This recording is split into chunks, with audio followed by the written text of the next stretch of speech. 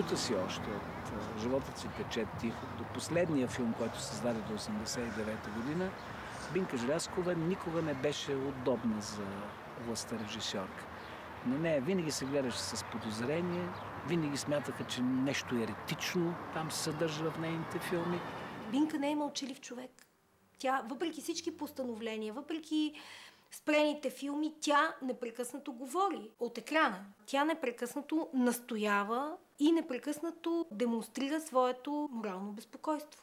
She said what she thought. She didn't play any political games in that sense. What you heard is what you thought. There was, it wasn't anything else. She was very straightforward. Тя беше неистова. Тя, когато работеше, тя беше обладана от дяволи.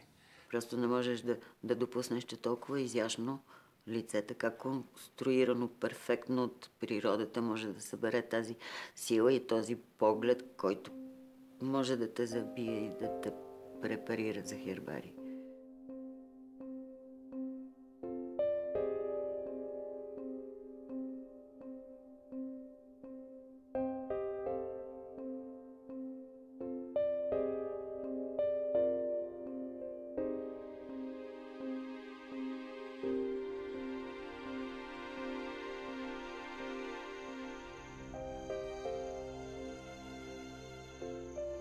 Едно босоного момиченце с две плитчици и бяла ленена рокличка се взира в небето, където огромен като нищо невиждано досега лети един военен балон.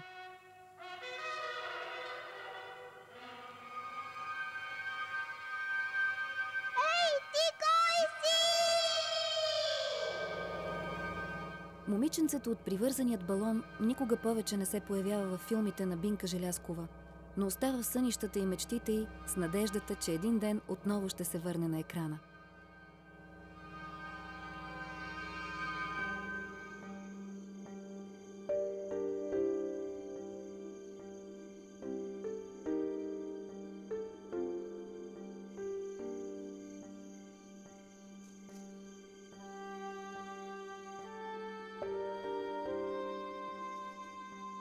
Режисьорът в моите представи е бил мъж.